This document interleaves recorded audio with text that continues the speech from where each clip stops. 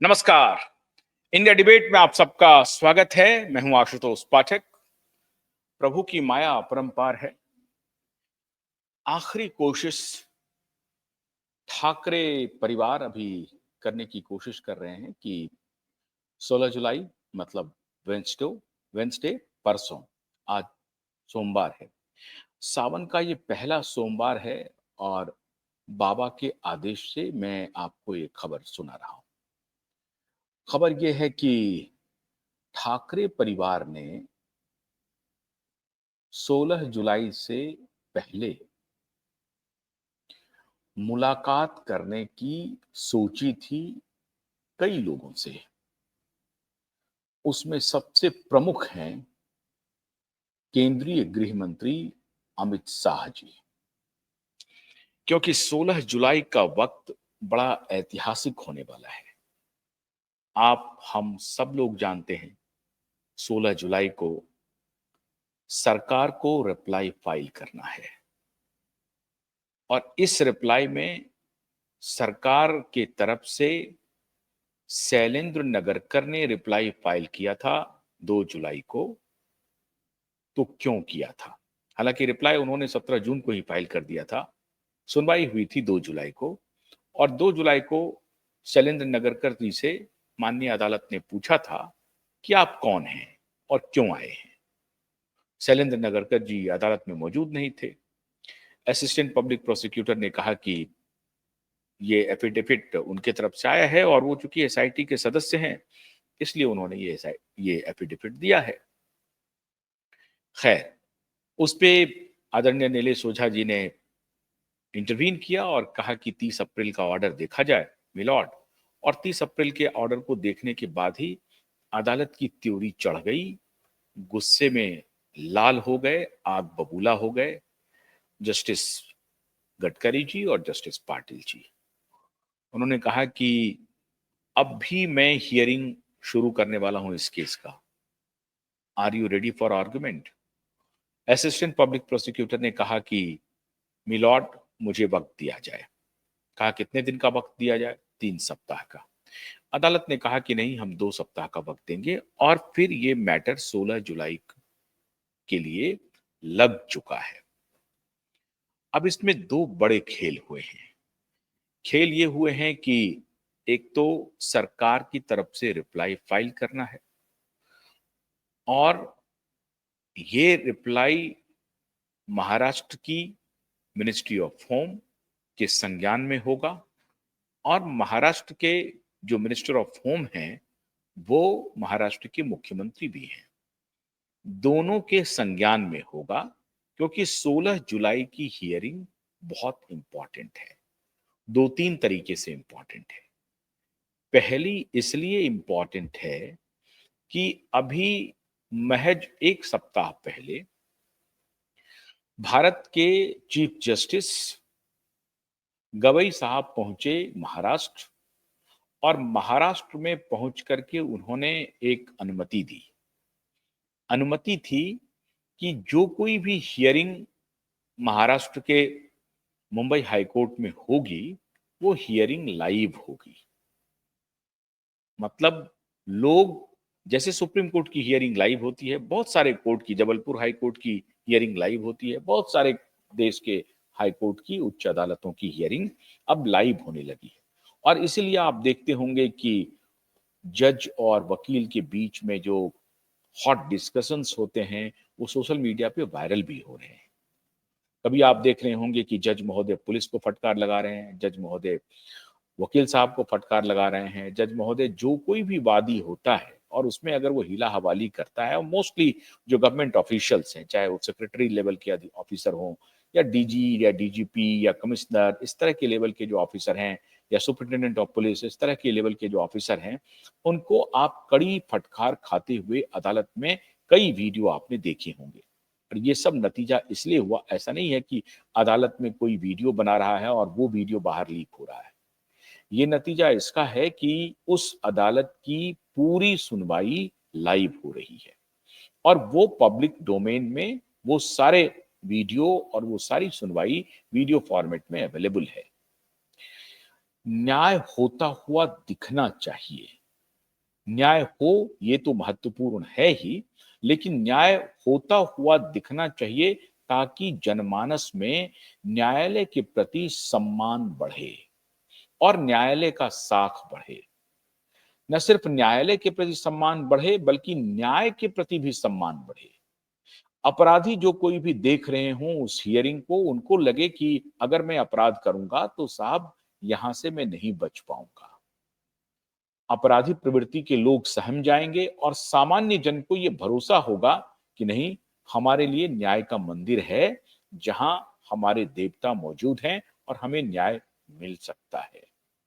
बड़े से बड़े लोगों को के खिलाफ न्यायिक कार्रवाई हो सकती है और बड़े से बड़े लोग जेल जा सकते हैं, बड़े से बड़े लोग कानूनी शिकंजे में आ सकते हैं और उनको कानून की अवहेलना करने के लिए सजा भी मिल सकती है। ये आम लोगों के बीच में संदेश जाएगा। उस लाइव का ये बहुत बड़ा सिग्निफिकेंस है। इसीलिए अब तक जो ठाकरे झूठ बोलते रहे थे और झूठ की मार्केटिंग भी करवाते थे पैसे दे करके, गलत मिसलीडिंग रिपोर्ट छपवाते थे, अब ऐसा नहीं होगा। आपने देखा होगा कि कैसे मैंने आपको पिछले दिनों बताया कि लाइव लॉ एक संस्थान है। वो फौरन जाकर के नागपुर में अदालत के सामने अपीयर होकर के माफी मांगा और कहा कि अब मैं वो जो आर्टिकल हमने पब्लिश किया था उसको मैं टेक डाउन कर रहा हूं, उतार रहा हूं, वापस ले रहा हूं, डिलीट कर रहा हूं, उस आर्टिकल को हटा रहा हूं, माफी मांगा। इसी प्रकार से देश के बड़े बड़े मीडिया संस्थानों के खिलाफ 2 लाख करोड़ का नोटिस जा चुका है। बड़े मीडिया संस्थान, times now, times of India जैसे ग्रुप उसमें शामिल है। आप नाम लीजिए बड़े संस्थानों का, आपको सारे के सारे संस्थान मिल जाएंगे क्योंकि सारे ने एक प्रकार से अपराध किया है और अपराध की श्रेणी में है। इसीलिए दिशा सालियान के वकील आदरणीय नीलेश ओझा जी ने और उनकी टीम ने इन सबको नोटिस भेजा है। अब उस नोटिस की भी सुनवाई है 18 अगस्त को। उसमें सारे लोगों को आना है और सीबीआई को भी अपना जवाब देना है कि सीबीआई ने क्यों क्लीन चिट दिया प्रिया को, मीतू को, और खबर प्रकाशित हुई कि सीबीआई ने क्लीन चिट दे दिया आदित्य ठाकरे को। इस सब पर जवाब तलब होना है। मामला अदालत में है, डेट पर डेट पड़ रहे हैं, तारीख पर तारीख पड़ रही है और सुनवाई के दौरान फटकार लग रही है जम करके। सरकार, महाराष्ट्र सरकार पशुपेश में है। सरकार क्या करेगी? आपने देखा होगा कुछ दिन पहले एकनाथ शिंदे आए थे होम मिनिस्टर से मिलने दिल्ली, मिल करके गए। वैसे तो वो किसी और कारण से आए थे मिलने के लिए, लेकिन क्या आपको लगता है इस केस पर कोई चर्चा नहीं हुई होगी? 100% चर्चा हुई होगी। और अगर चर्चा हुई होगी तो क्या चर्चा हुई होगी? चर्चा हुई होगी कि साहब आदित्य ठाकरे के खिलाफ इतने संगीन सबूत पेश किए जा रहे हैं, अदालत में पेश किए जा रहे हैं, हमारी सरकार एफआईआर क्यों नहीं दर्ज कर रही है? तो फिर वही हो सकता है कि गृह मंत्री इनसे पूछेंगे कि जब आप मुख्यमंत्री थे, एसआईटी की घोषणा हो गई थी, तो आपने क्यों नहीं एफआईआर करवाया? ये कहेंगे कि साहब होम मिनिस्ट्री तो आपके पास थी, भारतीय जनता पार्टी के पास थी। बिल्कुल सही बात है। आज अगर एकनाथ शिंदे अपने होम मिनिस्टर को ये कहते हैं कि होम मिनिस्ट्री महाराष्ट्र की हमारे पास तो थी नहीं, तब भी होम मिनिस्टर फडणवीस साहब थे, इसका कोई जवाब भारतीय जनता पार्टी के पास नहीं है। और तभी मैंने आपको कहा था कि भारतीय जनता पार्टी के ऊपर जो ये आरोप लग रहा है कि वो आदित्य ठाकरे को बचा रहे हैं, ये आरोप बलवती हो जाएगा अगर कोई कार्रवाई नहीं होगी तो। लेकिन एकनाथ शिंदे ने आकर के अपनी मंशा स्पष्ट कर दी होगी, बल्कि कर दी है। पावर गैलरी में इसकी फुसफुसाहट है, चर्चा है। दबी जुबान में लोग चर्चा कर रहे हैं कि एकनाथ शिंदे ने कह दिया है कि अगर आप उद्धव ठाकरे को और आदित्य ठाकरे को दिशा सालियान के बिल्कुल एकदम पानी की तरह, साफ पानी की तरह झलकते हुए केस में अगर आपने उसे बचाया तो जनता की नाराजगी आपको मोल लेनी पड़ेगी। एक संदेश एकनाथ शिंदे की तरफ से केंद्रीय गृह मंत्री को जा चुका है। अब मित्रों, एक बड़ी खबर आ रही है कि केंद्रीय गृह मंत्री से मिलने के लिए ठाकरे परिवार छटपटा रहा है और 16 जुलाई के पहले पहले वो ये मुलाकात कर लेना चाहता है।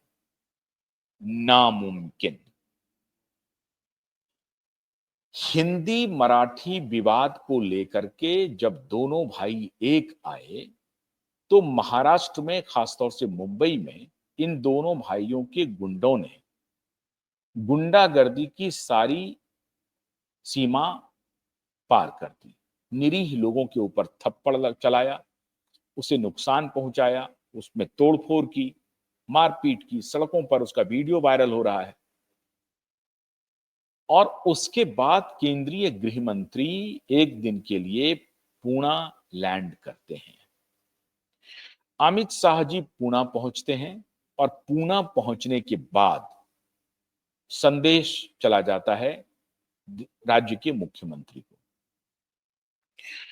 केंद्रीय गृह मंत्री से मुलाकात के पहले तक महाराष्ट्र का मुख्यमंत्री और महाराष्ट्र का होम मिनिस्टर, जो फॉर्चुनेटली एक ही व्यक्ति है, वो दोनों मौन साधे हुए हैं। जो होम मिनिस्टर है वही मुख्यमंत्री है, जो मुख्यमंत्री है वही होम मिनिस्टर है। बलबा हो रहा है, मार पिटाई हो रही है, लेकिन मौन साधे हुए। तब तक मौन साधे हुए हैं जब तक कि केंद्रीय गृह मंत्री का आदेश नहीं आ गया। केंद्रीय गृह मंत्री का आदेश आया कि इस घटना को हेड ऑन लेना पड़ेगा और इसके लिए सरकार को अपनी शक्ति का, अपनी इकबाल का प्रदर्शन करना पड़ेगा। जैसे ही केंद्रीय गृह मंत्री से ग्रीन सिग्नल मिला, देवेंद्र फडणवीस का बयान मीडिया में तैरने लगा। देवेंद्र फडणवीस ने कहा कि अगर किसी ने भी भाषा के ऊपर कानून अपने हाथ में लिया, मार पिटाई की, तोड़फोड़ किया, तो अंजाम बहुत बुरा होगा। अंजाम बहुत बुरा होगा। अद्भुत बात यह है मित्रों कि यकायक 16 जुलाई के पहले एक यू टर्न हुआ है।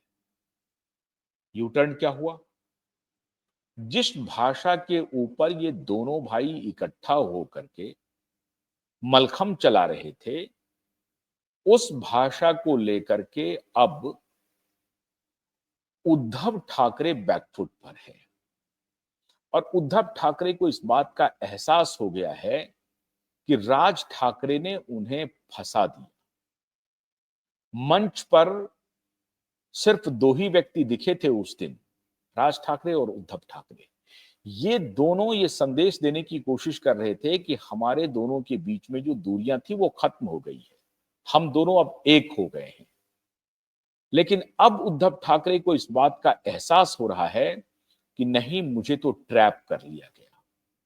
और इसी ट्रैप की वजह से एकनाथ शिंदे भागे भागे आए थे केंद्रीय गृह मंत्री अमित शाह से मुलाकात करने के लिए।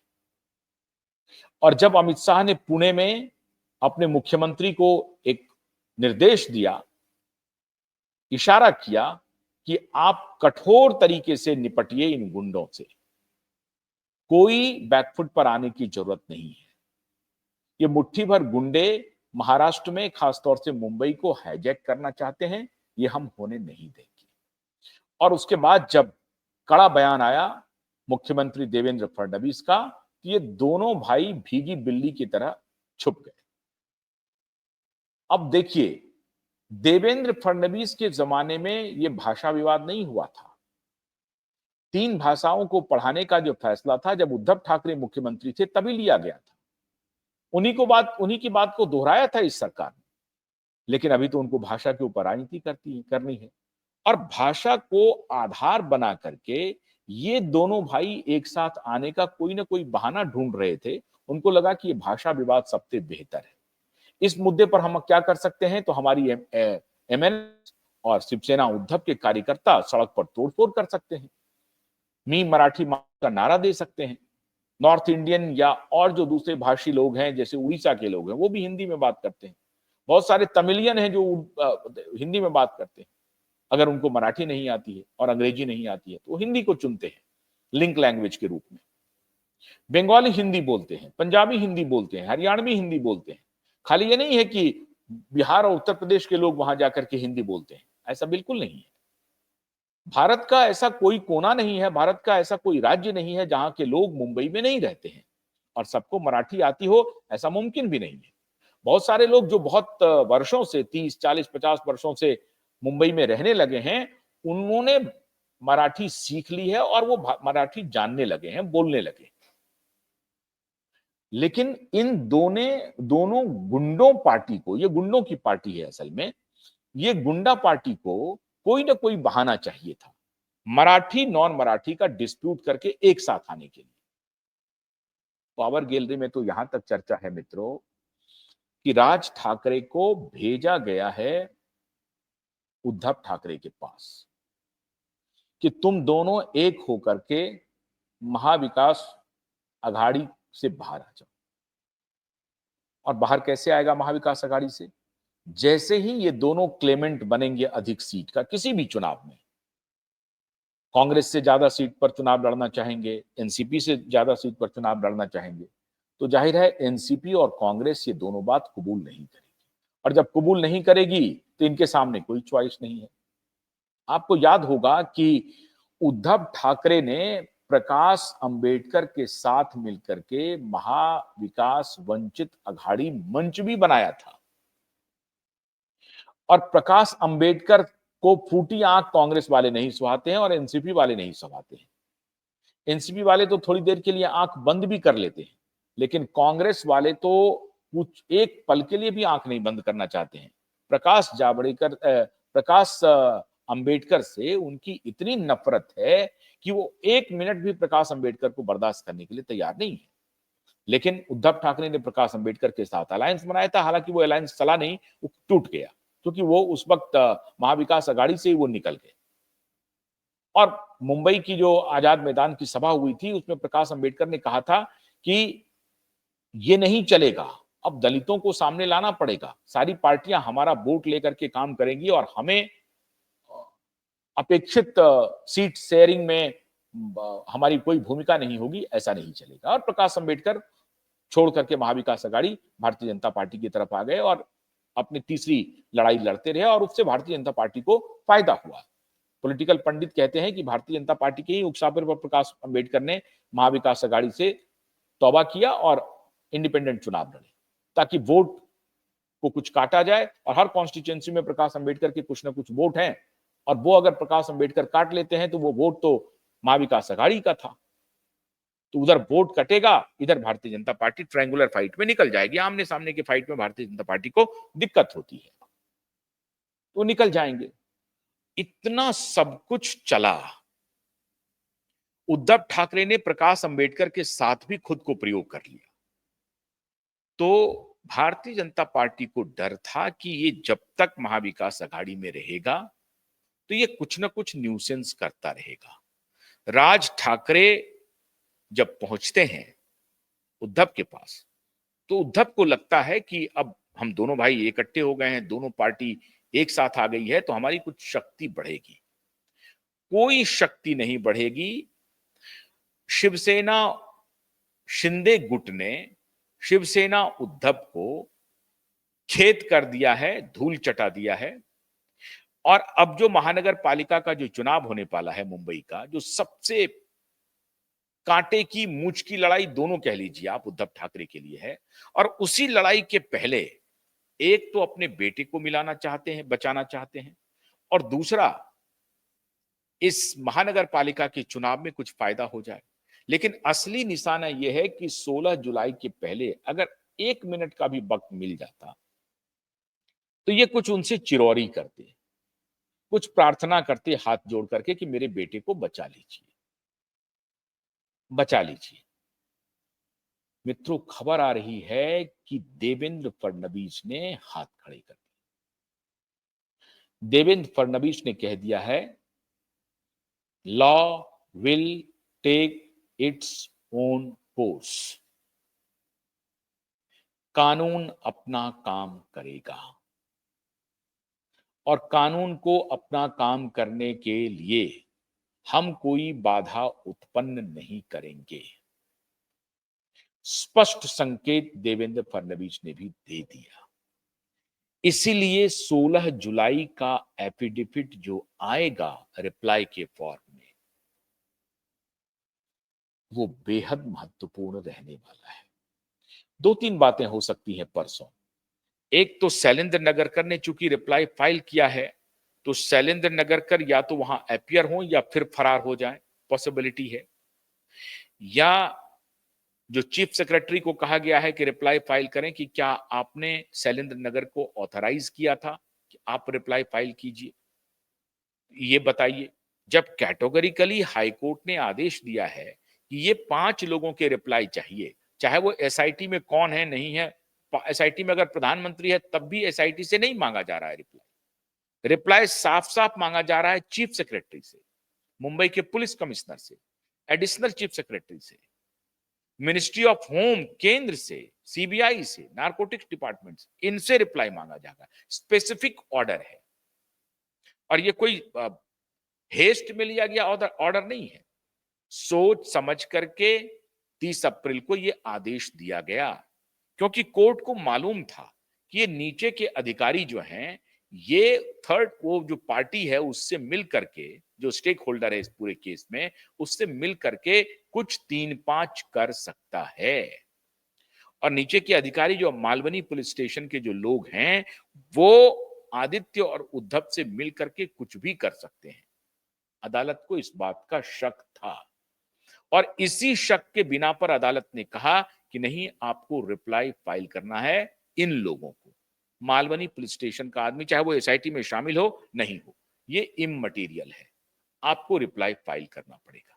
अब इस रिप्लाई फाइल करने के पहले ठाकरे परिवार को लगा कि देवेंद्र फडणवीस तो कह ही रहे हैं, वो उन्होंने तो अपना काम कर ही दिया। देवेंद्र फडणवीस ने मास्टर स्ट्रोक मारा कि देखिए मेरे तरफ से तो पुलिस ने रिप्लाई फाइल कर दिया। अब उस पुलिस के रिप्लाई से अदालत संतुष्ट नहीं है, अब फिर उन्होंने रिप्लाई मांगा है 16 जुलाई को। अब या तो मालवनी पुलिस स्टेशन उस रिप्लाई का जवाब दे कि मैंने रिप्लाई क्यों दिया, किस आधार पर दिया, लोकस स्टैंडी बताए अदालत को, या फिर फटकार खाए। या हो सकता है कि शैलेंद्र नगरकर का अरेस्ट वारंट के लिए डिमांड किया गया है नीलेश ओझा की तरफ से और उनकी टीम की तरफ से, तो हो सकता है कि शैलेंद्र नगरकर और पब्लिक प्रोसिक्यूटर के खिलाफ भी अरेस्ट वारंट निकले। तो या तो शैलेंद्र नगरकर 16 जुलाई को अदालत में पेश होंगे या ये फरार हो जाएंगे, जैसा 2 जुलाई को ये फरार हो गए थे। तो मुमकिन है कि 16 जुलाई को भी ये फरार रहें और फिर ये टाइम बाय कर लें। लेकिन कोर्ट का रुख बहुत ही एडमेंट है और गुस्से में है अदालत, और हम सबको पूरा भरोसा है कि इस बार दूध का दूध पानी का पानी होगा ही। और ऐसी परिस्थिति में अगर 16 जुलाई को कोर्ट ने सीधे गृह मंत्री को आदेश दे दिया, सरकार को आदेश दे दिया, चीफ सेक्रेटरी को आदेश दे दिया कि आप एफआईआर फाइल कीजिए और इन्वेस्टिगेशन का पीरियोडिक रिपोर्ट कीजिए, और अगर अदालत ने कोर्ट मॉनिटर्ड इंक्वायरी का आदेश दे दिया, तब क्या होगा मित्रों, तब क्या होगा? ये बहुत महत्वपूर्ण सवाल है और यही सवाल ठाकरे को खाए जा रहा है। और ठाकरे चूंकि इसमें पूरी तरह से फंस चुका है, अपने ही एफिडेविट से फंस चुका है, अपने ही एफिडेविट में कई गलतियां उसने कर दी है, उस गलती के आधार पर ही इनके कस्टोडियल इंक्वायरी का आदेश अदालत की तरफ से आ सकता है, क्योंकि ये प्रूफ हो चुका है कि अपने एफिडेविट में जो फैक्ट को कंसील कर रहा है ठाकरे, वो उनकी नीयत के ऊपर शक पैदा कर रहा है। ये एक बहुत बड़ा सर्कमस्टेंशियल एविडेंस के रूप में अदालत में पेश होगा कि जो उन्होंने एफिडेविट दिया है, इंटरवेंशन जो फाइल किया, उसी एफिडेविट में उन्होंने गलत सूचना दी है और ये गलत सूचना उनकी गलत नीयत को बताता है। और गलत नीयत ये है कि आदित्य ठाकरे को सब मालूम है कि आदित्य ठाकरे ने ये पाप किया है, तो वो खुद को बचाने के लिए वो आखिरी लड़ाई लड़ रहा है। और ये कोर्ट इस एप्रीहेंशन से कोर्ट आप इनकार कर देगा, ऐसा मैं नहीं मानता हूं। हो सकता है कि कोर्ट ये संज्ञान ले ले कि आपने अपने एफिडेविट में क्यों गलत रिप्लाई फाइल किया है। इसका मतलब है कि चोर की दाढ़ी में तिनका नहीं, पूरी दाढ़ी में सिर्फ और सिर्फ तिनका ही तिनका है। पूरी तरह से ये जो चोर है, ये अपनी चोरी को साफ साफ कबूल कर रहा है अपने एफिडेविट में। तो अब गलती उधर से हो गई है, अब इसका क्या जवाब होगा कि आपने एमएलए का पोस्ट क्यों छुपा लिया? आपने 28 साल अपना एज क्यों बता दिया? आपने ये क्यों कह दिया कि सुप्रीम कोर्ट के पास केस है? इसका क्या जवाब देंगे आप? वो जवाब देंगे नहीं। और इधर चीफ सेक्रेटरी क्या जवाब देंगे? मालवनी पुलिस स्टेशन क्या जवाब देगा? तो चारों तरफ से बिल्कुल घिर चुका है ठाकरे। अब ये पूरा ठाकरे गैंग जी हुजूर की हालत में है और लेट चुका है केंद्रीय गृह मंत्री अमित शाह के सामने। लेकिन मैं आपको दावे के साथ कहता हूं, केंद्रीय गृह मंत्री ने इन्हें ठुकरा दिया है, इन्हें इनकी औकात पे ला दिया है। और वो दिन केंद्रीय गृह मंत्री भूले नहीं हैं, जिस दिन उन्हें मातोश्री में बुलाया गया। बाहर कहा कि बाहर नहीं मिलेंगे, अगर आपको मिलना है तो हमारे पास आइए। देश की सबसे बड़ी राजनीतिक पार्टी के राष्ट्रीय अध्यक्ष को अपनी मर्जी पर नचाया इस बाप बेटे ने। वो दिन केंद्रीय गृह मंत्री नहीं भूले हैं।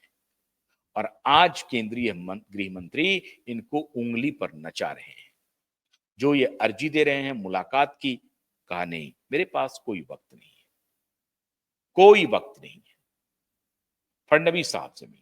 और फडणवीस साहब ने कहा कि मेरे से मिलने से क्या फायदा है, मेरा काम तो ऑलमोस्ट, मैं जो कुछ भी कर रहा हूं वो तो आपके फेवर में जा रहा है।